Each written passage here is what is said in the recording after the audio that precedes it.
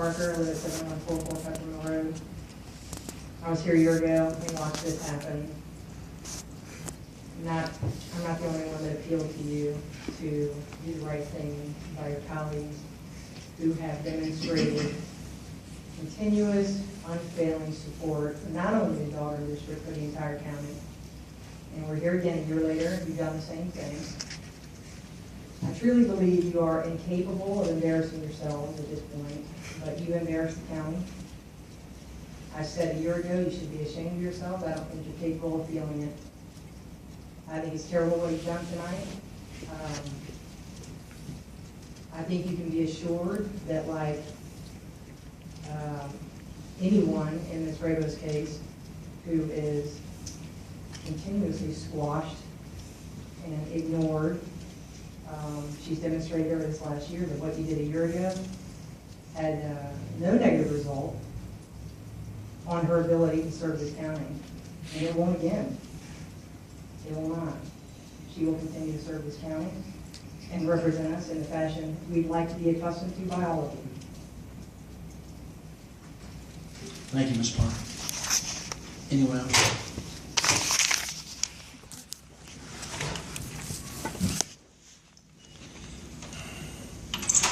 My name is Mary Trout, and I'm with the Shadow District. I started doing this a year ago. Mr. Brooks, let me start with you.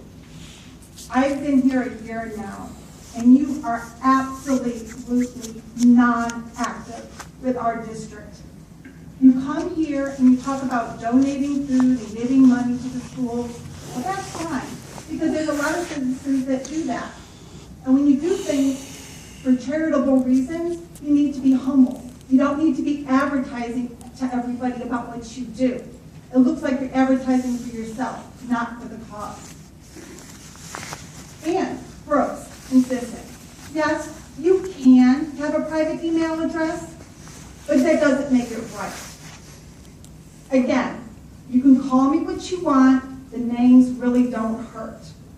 But again, you're hiding something. If you have nothing to hide, you would go on record. Rizika, you always speak for yourself. Well, let me tell you what, in a year from now, it will be fair and good riddance. Because if you plan on running over my deathbed, I will make sure that you don't. There are plenty of qualified candidates, and because we don't have citizens out the door here, don't think that they're not seeing and observing. And Howard, please, you and Brooks, a town hall meeting one time because, quote, it was trendy. You can't even keep the most simplest of campaign promises. And please don't tell me that you were too busy. This is a disgrace. And this is King George. Really, in the grand scheme of things, the three of you in particular are just goldfish in a guppy bowl. If this is your stamp on life, it is absolutely embarrassing, unethical, and wrong. I despise your character. But again, your egos are so unsaturated with your self-loving help and praise and speech for yourselves. It's impossible. It's like talking to the wall. Ms. Barba, I want to thank you for your quarterly meetings. Unfortunately, you not only represent Dahlgren, you're representing many people in Shallow and the other districts. We know nobody's perfect, but you try, and it's A for effort.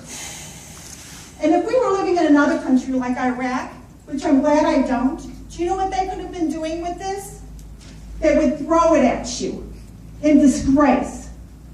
And there's 4 people on this board that if I was living in Iraq, I would throw this shoe at. But that's okay. When you go to your maker, you'll pay. Thank you, Ms. Trout. Anyone else?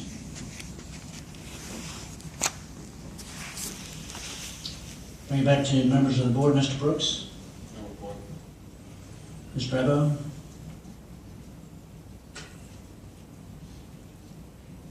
On December 18th, I attended the Joint Land Use Policy Committee meeting. There was not a single public comment received on the draft during the open comment period. On the 19th, I met with the county administrator and general manager of the service authority to share information that could be beneficial to the county, which I garnered through my attendance at the local government advisory committee meeting.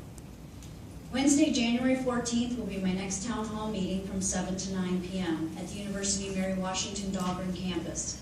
All residents are welcome to attend and participate in the discussion.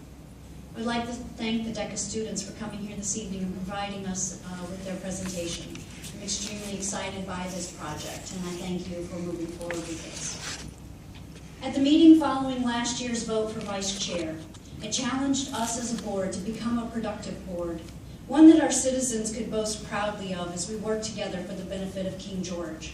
I challenged this board to ensure that all residents of King George are fairly represented and considered.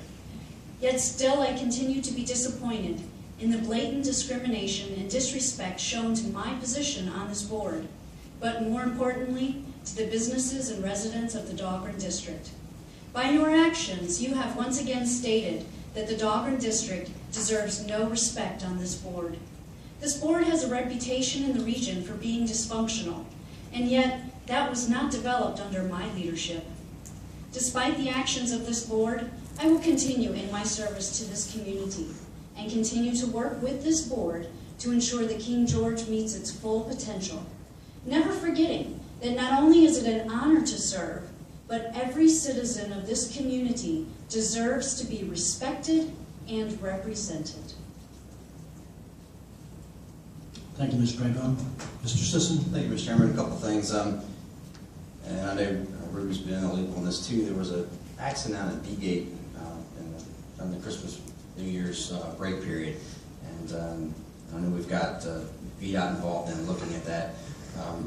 And I think we want to continue to engage the Sheriff's Office on that one as well. So Travis, I don't know whether any discussions have been had with Sheriff Dempsey again in regards to that. It's really probably a process challenge as much as anything, and we can engage with Captain Feinberg and the base on that. I know that she continues to tweak the entry procedures to make sure that it's as efficient and effective as possible.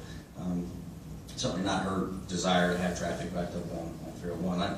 I use that gate most every morning, and typically it's not backed up, but occasionally there's something that perturbs the system, and it ends up being a backup there. So anyway, just to could also get that to Sheriff Dempsey, make sure he understands that, because it's kind of a joint us VDOT base and law enforcement challenge there. And I haven't talked to Steve to figure out what the cause of that accident was. So I know it was blamed on the backup there, but there may have been other factors I'm not aware of. I'd also like to congratulate the DECA students on a great presentation, and Mr. Strauss is their advisor and brainer. Appreciate you doing that. Very well thought out. I think you've got something going there that could have even broader applicability than what you just looked at. So that survey tool that you developed and an opportunity to address potential relative to tourism.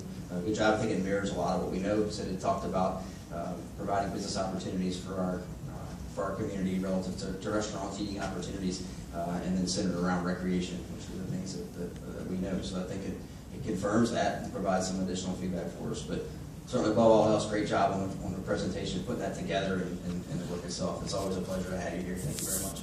That's all I have, Mr. Chairman. Thanks. Thank you, Mr. Sisson. Mr. Brzezika? Yeah, thank you. I too want to recognize and tell the DECA students how impressed I was with their presentation. Well thought out, well presented, clear and articulate. And we do appreciate the work, and it does mirror what we believe. And you're finding out the same things. I encourage you to keep using the technology as instrument to increase that visibility and availability for folks to come to King George and take a look around. So thank you very much. Mr. Howard, I look forward to a productive year under your leadership. Thank you very much. Thank you, Mr. Brzezika. I just got a few things. I also want to thank the DECA students. It's gratifying to see young people come in as professionally prepared as y'all were in your presentation and the work that you did leading up to the presentation. And of course, thanks to Dee Strauss for her continued support for that program. It's flourished over the years that you've had it, and I'm sure will continue. But it's gratifying to see it. And thank you all very much for coming, and come anytime. You're always welcome. On 17 December, I had the opportunity to participate in the Shop of the Sheriff. Similar to a program, Bright Beginnings, except this one is limited, was limited to 38 children. This is pretty much connecting a child with a deputy sheriff to get that connection going, rather than seeing them as someone that's, you know, may not be in a good light, but see them as someone that's going to help them. So 38 children received much needed clothes, including coats, hats, and gloves for winter, plus a Christmas gift. For most of these children, that was the only Christmas they got. I thank Sheriff Dempsey for allowing me to participate. He gave me a deputy shirt to wear, but refused my request to go on the road, and demanded the shirt back. Well, I did ride one night, so I mean, but it was a really enjoyable night, such excitement. I'll share one story. One of the children asked the deputy if he could take some of his money and buy a Christmas gift for his mother. So, very touching. On the 31st, as part of a group from Two Rivers Baptist Church that took meals to King George Fire and Rescue and the Sheriff's Office. It's a program that church has been doing for about 4 years. It's just a way of expressing gratitude for men and women who forego a holiday, perhaps a party or family time, to be prepared for any emergency in King George. I think we prepared, there were 15 fire and rescue and 11 sheriff's deputies, and we probably put enough food up there that could feed all of them, you know, as many as they had. But it was enjoyable, and I hope they enjoyed the meal. But we appreciate what they do, especially on New Year's Eve. I would like to thank Phyllis and Phyllis Cook and Kathy Dyson for their articles on Lunch Bunch. Both have had really good articles. I thought fairly represented the Lunch Bunch and what it was about, and what it hopes to do in the future. We're going to start up that board and looking at recruitment of volunteers coming up pretty soon, probably this month, early next month. And the updated programs are ready. The little brochure that I gave Phyllis, I know you had one. They've been updated to include all the churches that are involved and some more of the programs. So I'll get those probably tomorrow, the next day, and I'll make those available. But the my goal is to get to double the number of churches involved in this, so that we can double the participation of the children. I'd like to do it every day. We'll start off Monday, Wednesday, Friday, but hopefully it will be every day by the time it's over. So that's all of my report. I did want to do something before I went too much further, and that is to ask Mr. Grzyka if he'd come up here for a second. Oh, gosh. Waste of our tax dollars. Joe, this is the third time that I've had the unenviable task of preceding you, following you as chairman of the board. You do a good job. You represent the county well. You run a good board meeting.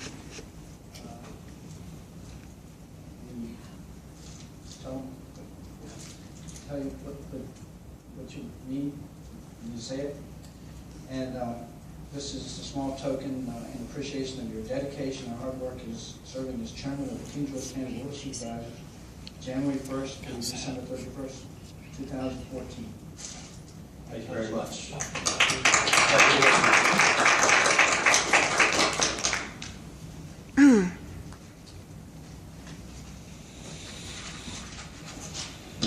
Now, before we do anything else, I have something to read. As part of the consent agenda, specifically agenda item 01.01.8, the Board of Supervisors is considering a VPOL tax refund matter involving Bowhead Systems Management LLC, Bowhead System Science and Technology Services LLC, and Bowhead Information Technology Services LLC. I am an employee of one or more of these Bowhead entities, and therefore I have a personal interest in Bowhead that may or may not be impacted by the Board's consideration or action concerning this matter. Although I believe I could participate in this transaction fairly, objectively, and in the public interest, I hereby abstain and recuse myself from any involvement in the discussion, consideration, deliberation, or Board of Supervisors action concerning the VPOL tax refund request submitted by Bowhead Systems Management, LLC, Bowhead Science and Technology Services, LLC, and Bowhead Information Technology Services, LLC. Further, I will abstain and recuse myself from and will exit the meeting during consideration of tonight's consent agenda in its entirety. In my momentary absence, I request Vice Chairman Sisson to preside over this portion of the meeting pursuant to Section 15.2-1422 of the Code of Virginia. I will return after the consent agenda is fully concluded and preside for the remainder of the meeting. I ask the Board Secretary to ensure that my abstention and recusal and my absence during this portion of the meeting is properly recorded in the meeting minutes. Thank you. All right, we'll give Mr. Chairman, give the chairman on to consent.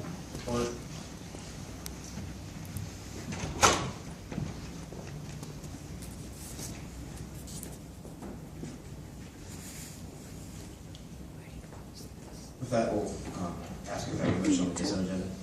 Move to approve the consent agenda as presented. Motion made and properly seconded for discussion on the consent agenda. Hearing none, all those in favor? Aye. Opposed? Chair votes aye. Vice Chair votes aye. Motion carries. With that, we'll Mr. Paragraph.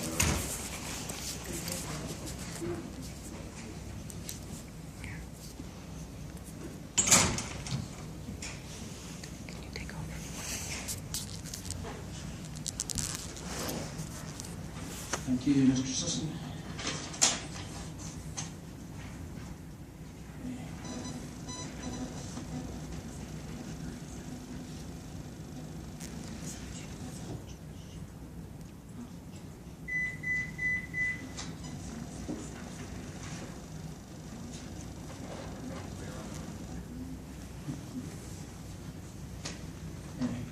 Constitutional officers, I don't see any. Report of the County Attorney, sorry. Thank you, Mr. Chairman. Just one item to report on this evening.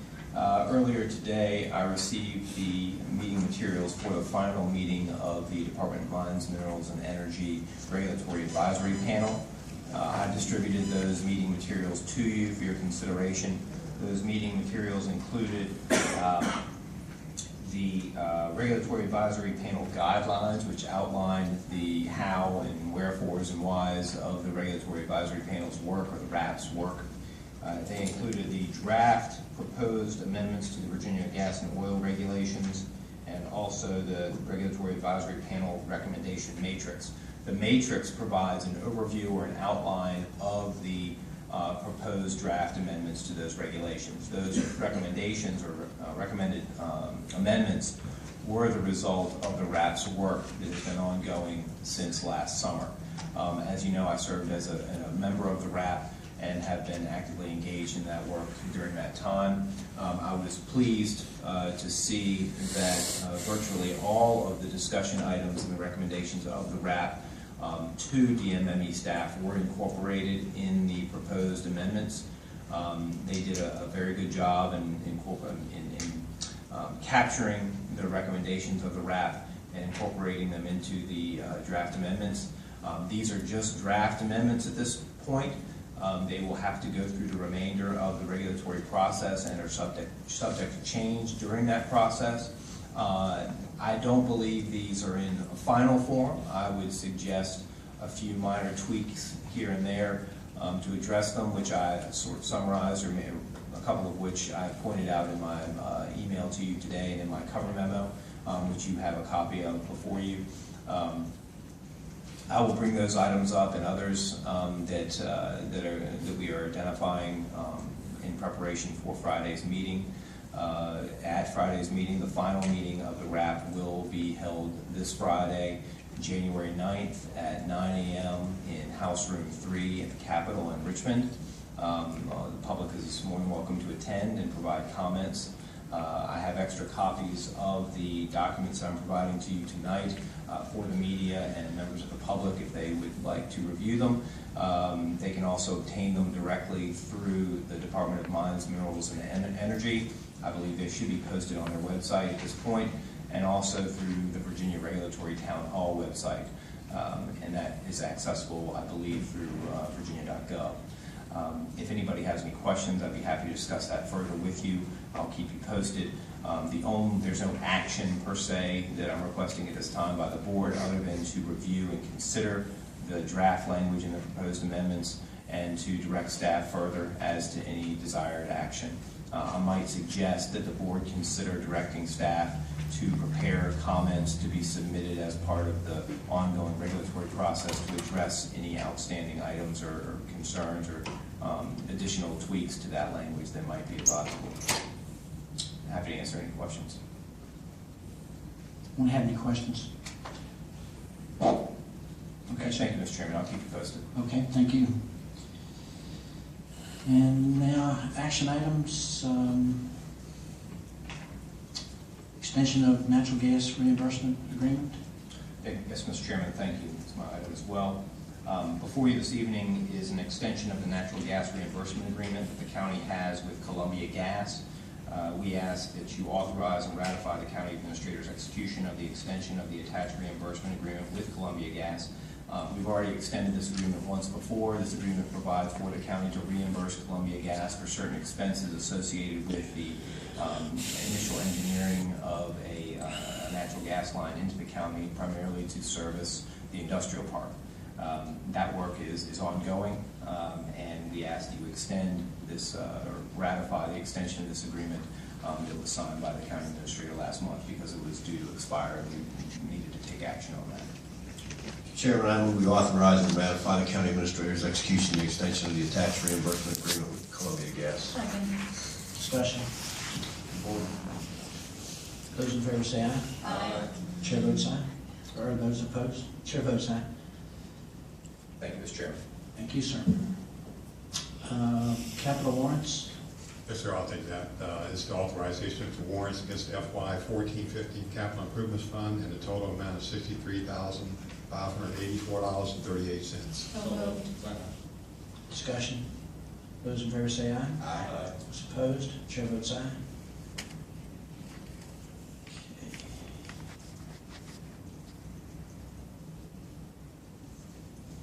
See, we have appointments for reasonable board, but I think that's just informational.